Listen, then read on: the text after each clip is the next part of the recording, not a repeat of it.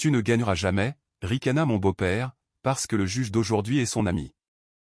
Le juge ordonna froidement, retirez cette médaille. Ce n'est pas un endroit pour vous pavaner.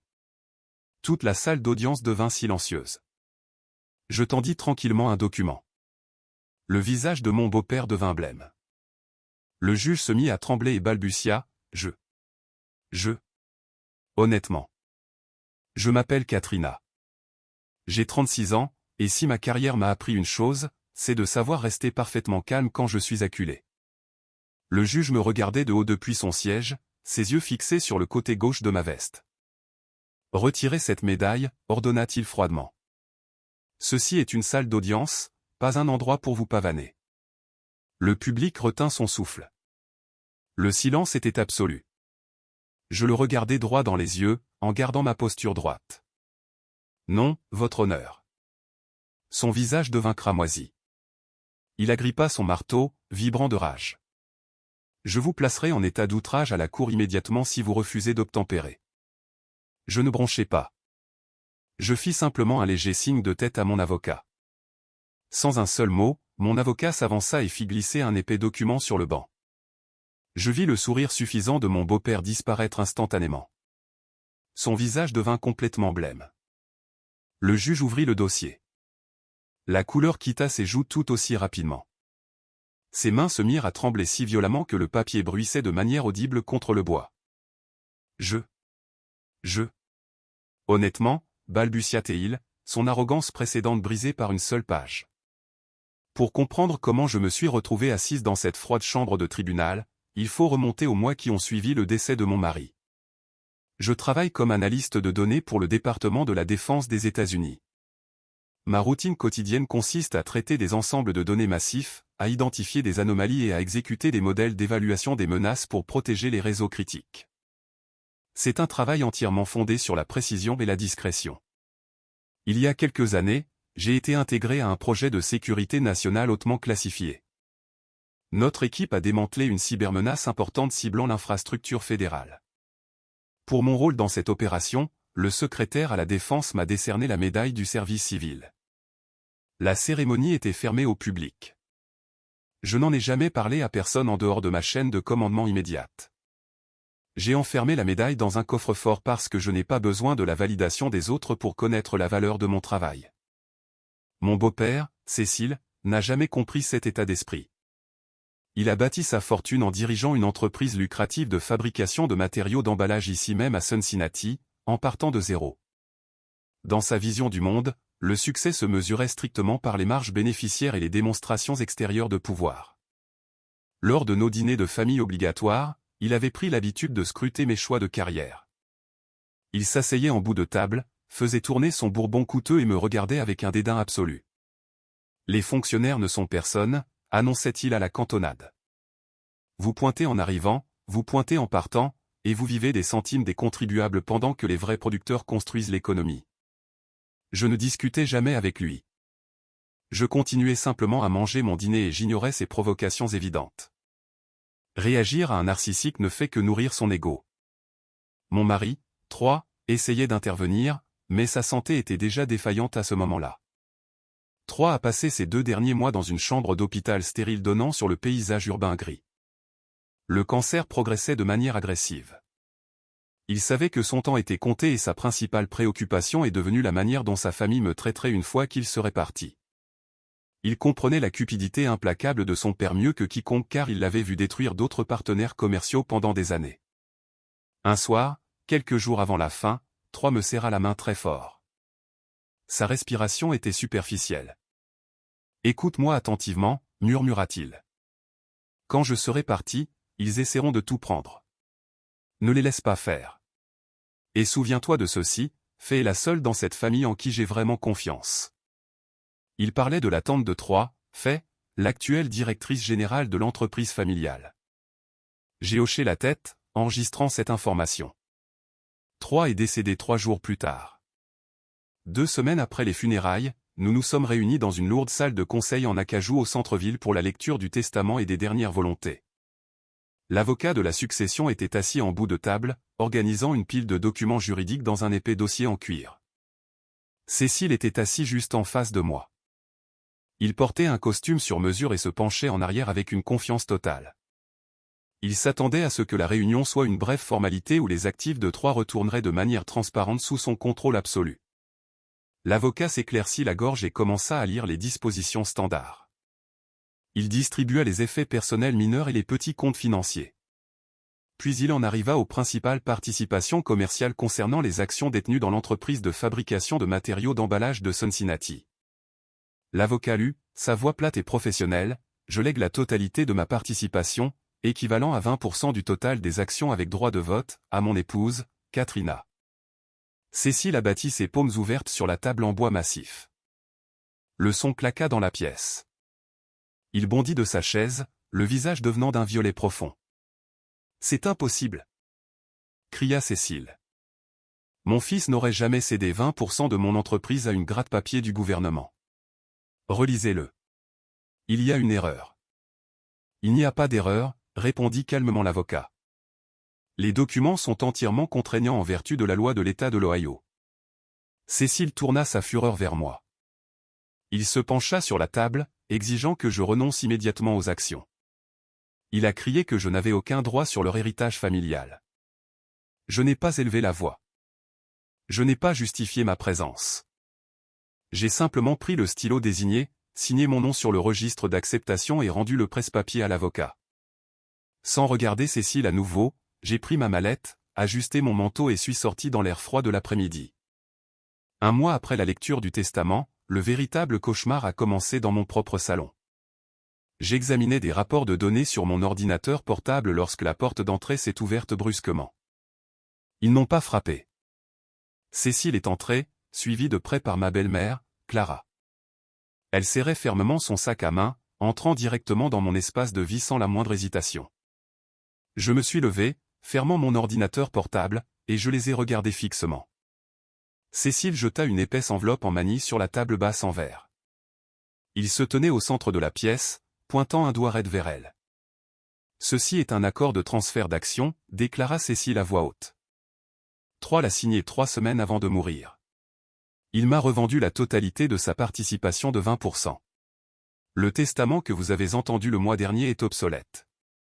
Clara s'avança. « Nous t'avions dit que tu n'aurais rien, » dit-elle froidement. « Pensais-tu vraiment que mon fils laisserait une partie de notre entreprise familiale à une gratte-papier du gouvernement? Tu n'es qu'une erreur qu'il a commise. Maintenant, signe les formulaires d'accusé de réception et sors d'ici. » Je n'ai pas réagi à son insulte. J'ai pris le document et j'ai parcouru les pages. Il semblait officiel, avec une ligne de signature en bas, mais je connaissais Troie. Je connaissais son écriture et ses intentions. Il m'avait prévenu de cette manœuvre exacte. J'ai reposé les papiers sur la table en verre. J'ai regardé directement Cécile, en gardant ma respiration stable et ma voix complètement plate. « Vous avez exactement 30 secondes pour ramasser vos ordures et quitter ma maison, » dis-je. « Si vous ne partez pas immédiatement, j'appellerai la police et porterai plainte pour effraction et violation de propriété criminelle. » Cécile rit, un son dur et grinçant. « Vous ne pouvez pas m'intimider avec des menaces en l'air. Vous n'avez pas d'argent pour nous combattre. » 20 secondes, répondis-je, en sortant mon téléphone de ma poche et en composant les 2 premiers chiffres du numéro d'urgence. Clara attrapa le bras de Cécile, sa confiance vacillant légèrement. « Allons-y, marmonna-t-elle. Nous laisserons les tribunaux s'occuper d'elle. » Cécile arracha l'enveloppe de la table. Il me foudroya du regard. « Tu viens de faire la plus grande erreur de ta vie. » Ils se sont retournés et sont sortis, claquant la porte derrière eux. 3 jours plus tard, on sonna à la porte. J'ai ouvert pour trouver un homme en coupe-vent tenant un presse-papier. Il m'a demandé mon nom, m'a remis une épaisse pile de papiers juridiques et est parti. C'était une assignation à comparaître officielle. Cécile avait officiellement intenté une action civile contre moi devant le tribunal du comté. Je me suis assise à mon bureau et j'ai lu le lourd dossier juridique. Cécile demandait au tribunal de reconnaître son accord de transfert d'actions comme le document contraignant final concernant les actifs de Troie. Mais le procès allait bien au-delà d'une simple revendication de propriété. L'équipe juridique de Cécile avait déposé une injonction d'urgence. Il demandait à un juge de geler complètement mes actions de 20% en attendant l'issue finale du procès. Je ne pouvais pas les vendre, les transférer ou, plus important encore, exercer les droits de vote qui y étaient associés. Le tribunal avait déjà accordé le gel temporaire. Mes actions étaient effectivement paralysées sans aucune audience préalable. J'ai immédiatement pris mon téléphone portable et appelé mon avocat, Cole.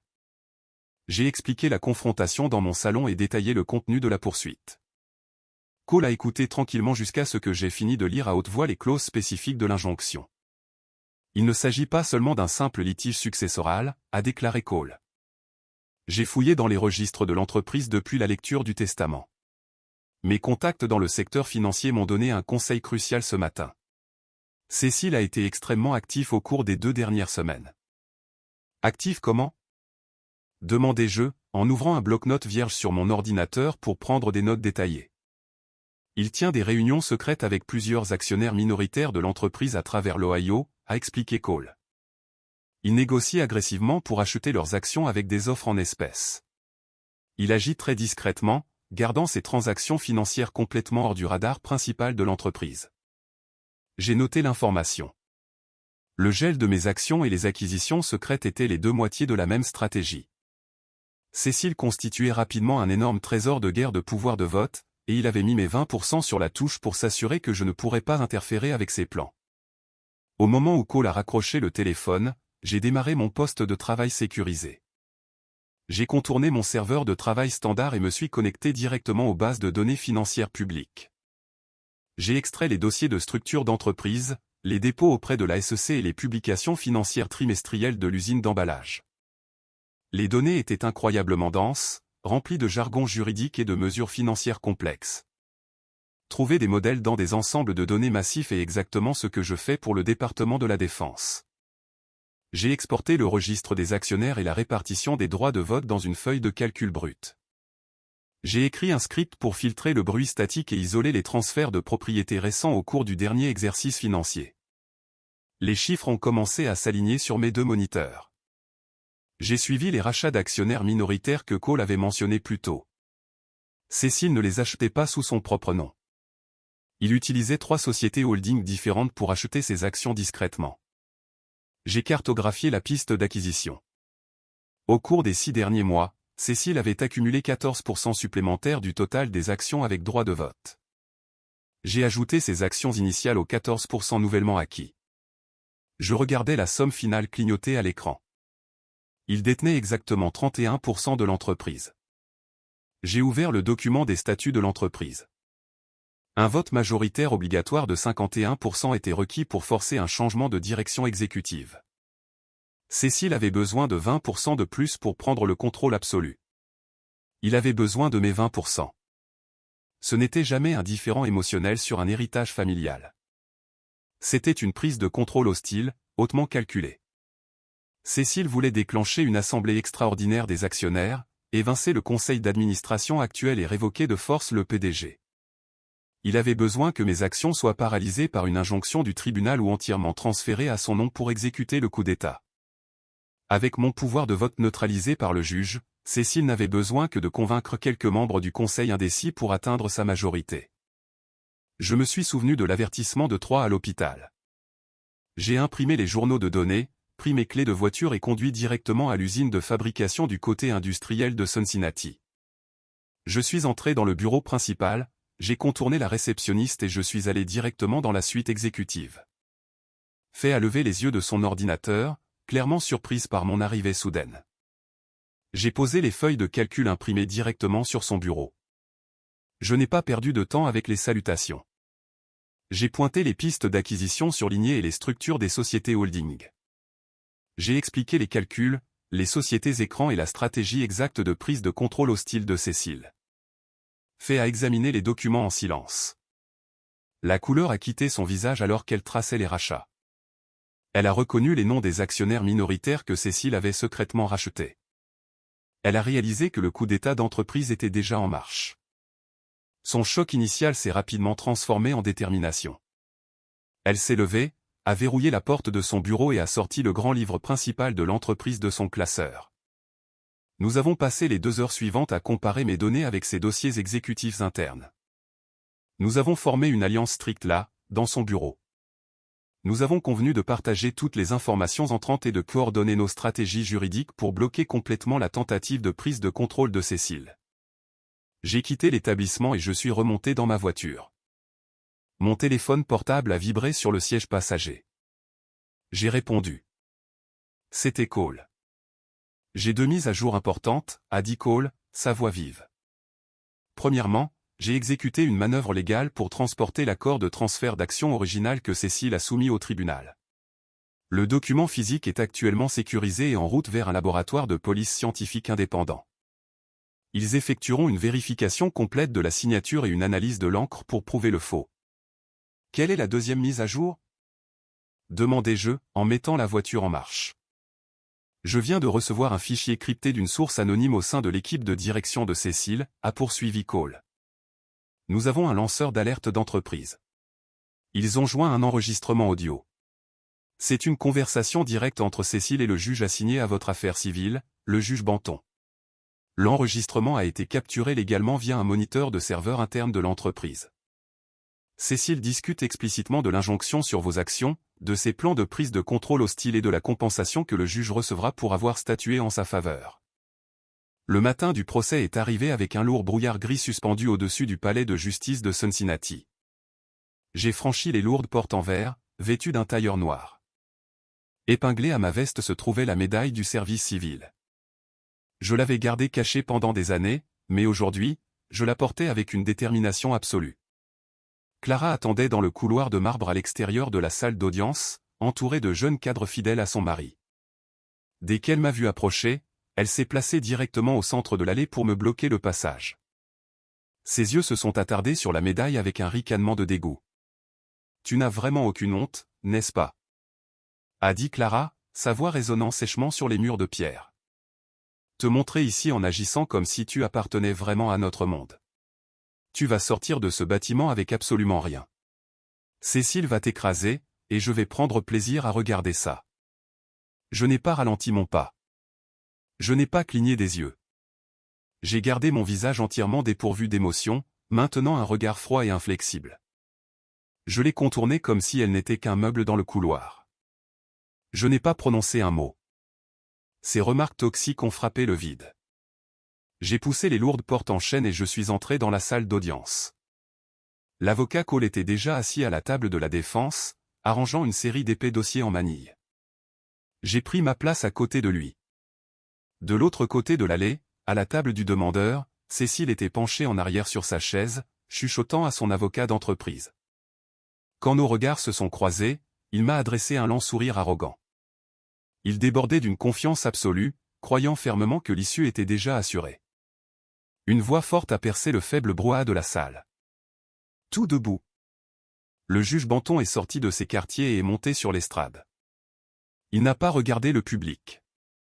Il n'a pas arrangé ses papiers. Il s'est assis dans un lourd silence autoritaire, dégageant un air d'arrogance intouchable. C'était un homme habitué à une obéissance inconditionnelle. Il a ajusté sa robe noire, a pris son marteau en bois et a finalement regardé la salle d'audience. Ses yeux ont balayé la table du demandeur, adressant à Cécile un bref signe de reconnaissance presque imperceptible. Puis son regard s'est déplacé vers ma table. Ses yeux se sont instantanément fixés sur la médaille d'argent et de bronze épinglée à mon revers. Son expression s'est durcie. Il a frappé une fois son marteau contre le bloc sonore. Le coup sec a réduit la salle au silence complet. Avant de commencer cette procédure, a déclaré le juge Banton, sa voix froide et résonnante, je dois aborder une question de décorum de la salle d'audience. L'accusé retirera immédiatement cette médaille de sa veste. Je me suis levé lentement, gardant ma posture parfaitement droite. Excusez-moi, votre honneur? Vous m'avez entendu, a sèchement répliqué Banton, se penchant en avant sur l'imposant banc en bois. Retirez cette médaille. C'est un tribunal, pas un endroit pour exhiber vos petits trophées personnels.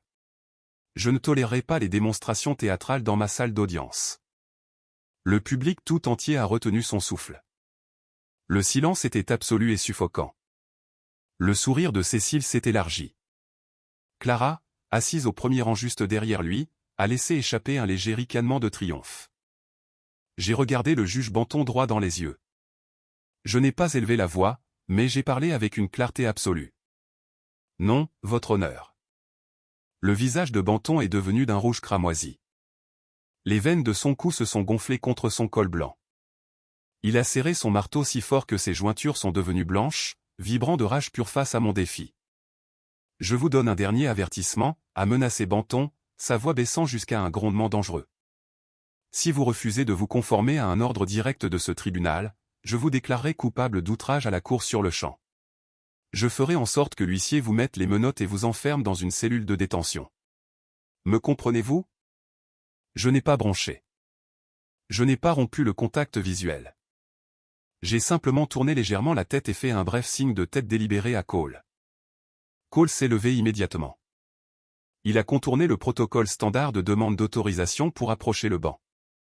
Sans dire un seul mot au juge furieux, mon avocat a pris un document épais et solidement relié sur notre table.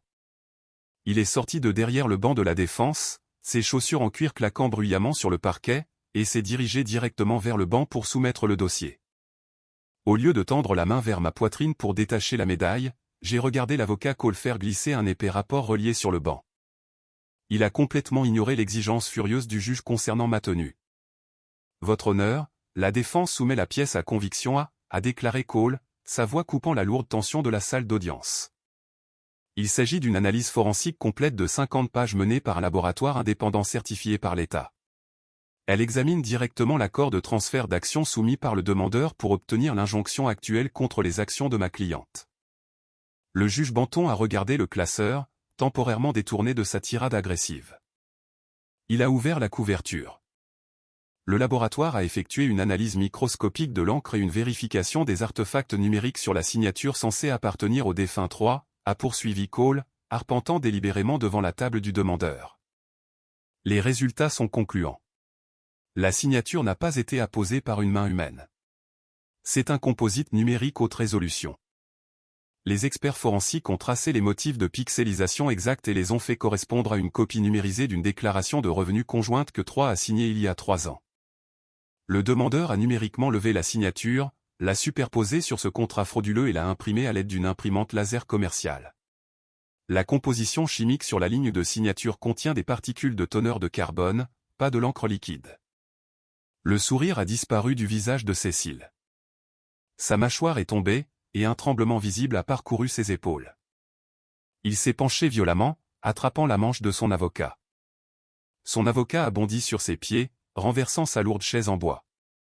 Objection, votre honneur. C'est une embuscade complète. Nous n'avons pas reçu de copie de ce prétendu rapport forensique lors de la communication des pièces. La défense fabrique des preuves pour retarder la procédure. Ce document est entièrement irrecevable. Le rapport a été finalisé et tamponné à 7 heures ce matin, a contré Cole en douceur, remettant une copie directement à l'avocat paniqué de Cécile. En vertu de la procédure civile de l'Ohio, nous le soumettons comme preuve à des charges d'urgence pour dissoudre immédiatement une injonction frauduleuse. Le demandeur a commis un parjure en déposant ce contrat falsifié auprès de ce tribunal. Cécile a essayé de parler, mais seul un son sec et étranglé est sorti de sa gorge. Il a regardé la copie du rapport, ses yeux parcourant frénétiquement les graphiques d'analyse technique de l'encre. Il savait que le mensonge était définitivement exposé. Avant que l'avocat de la partie adverse ne puisse formuler une autre objection, les lourdes portes en chaîne à l'arrière de la salle d'audience se sont ouvertes. Fay a descendu l'allée centrale. Elle portait une mallette en métal verrouillée et un costume sombre et sévère. Elle n'a pas regardé le public ni le juge. Ses yeux étaient entièrement fixés sur Cécile. Cécile a laissé échapper un hoquet aigu. Il a agrippé le bord de la table du demandeur, ses jointures devenant blanches. Il n'avait clairement pas anticipé sa présence dans ce bâtiment aujourd'hui. Votre honneur, la défense appelle notre premier témoin, a annoncé Cole. L'avocat de Cécile a levé les mains en l'air. Objection. Ce témoin n'est pas sur la liste approuvée. Quelle est la signification de cette violation de procédure? J'ai délivré une assignation d'urgence confidentielle au directeur général de la société d'emballage il y a 48 heures, a expliqué Cole en se tournant vers le banc. Parce que les actions frauduleuses du demandeur vont bien au-delà d'un simple litige d'héritage familial. Elles constituent un sabotage d'entreprise actif et délibéré. Fay a contourné le public et s'est dirigé directement vers la barre des témoins. L'huissier l'a fait prêter serment. Elle a posé sa mallette en métal sur le rebord en bois, l'a déverrouillée et a sorti plusieurs piles de communication d'entreprise imprimées. Je soumets des journaux de serveurs internes, des chaînes de courriels cryptés et des virements bancaires non autorisés, a déclaré Fay, sa voix projetant une autorité absolue dans la salle silencieuse.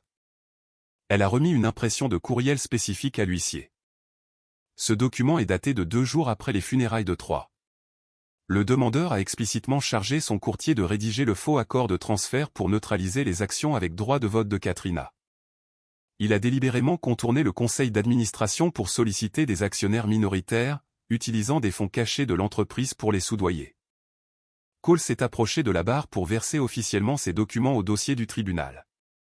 Pouvez-vous expliquer comment cela se rapporte au contrat falsifié? Il avait besoin d'exactement 51% des droits de vote pour forcer une prise de contrôle hostile et liquider nos principaux actifs de fabrication, a témoigné Fay, regardant directement Cécile.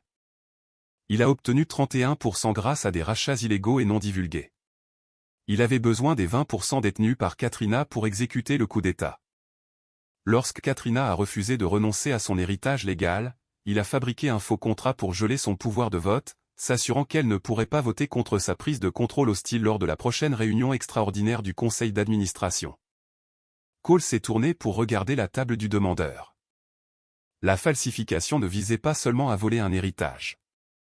C'était le mécanisme central d'un stratagème de fraude d'entreprise de plusieurs millions de dollars. Cécile s'est effondrée sur sa chaise. Il a ouvert la bouche mais est resté muet. Le poids écrasant des crimes économiques exposés l'a soudainement complètement paralysé. Pendant que Cécile chuchotait frénétiquement à son avocat, essayant d'expliquer les courriels, Cole a joué notre dernière carte. L'avocat de Cécile secouait la tête avec force, repoussant les documents sur la table du demandeur. Il calculait déjà comment distancier son cabinet d'avocats de ce désastre. Cole ne leur a pas laissé le temps de formuler une nouvelle stratégie de défense. Il a récupéré un lecteur audio numérique de sa mallette et l'a connecté directement au système de présentation des preuves de la salle d'audience. « Votre honneur », a dit Cole, s'adressant au banc d'un ton sec et sans compromis, la défense soumet la pièce à conviction B au dossier officiel. Il s'agit d'un enregistrement audio numérique obtenu légalement via le serveur de surveillance de la conformité interne de l'entreprise. Il a été fourni à mon bureau par un lanceur d'alerte d'entreprise protégée.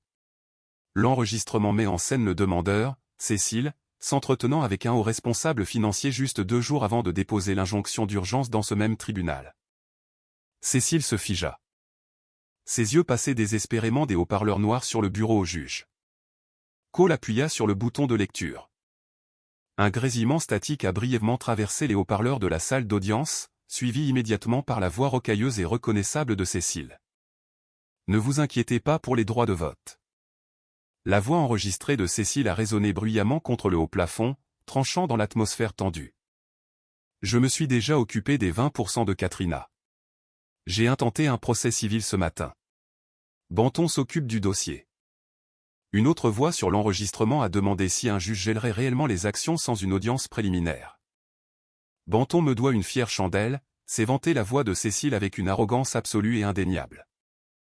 Nous jouons au golf tous les mois au country club. J'ai injecté une contribution significative dans sa dernière campagne de maintien par le biais d'un comité d'action politique mandataire. Il sait exactement ce que j'ai besoin qu'il fasse. Il bloquera ses actions indéfiniment, s'assurant qu'elle ne pourra pas voter à la réunion extraordinaire du conseil d'administration. Une fois que j'aurai pris le contrôle de l'entreprise, je lui donnerai ce poste de consultant très bien payé au conseil d'administration quand il prendra sa retraite l'année prochaine. C'est une affaire conclue. Cole a arrêté la lecture. Le silence qui a suivi était plus lourd que tout ce que j'avais jamais connu. C'était le son de la ruine absolue. Le juge Banton était assis, figé, sur le banc.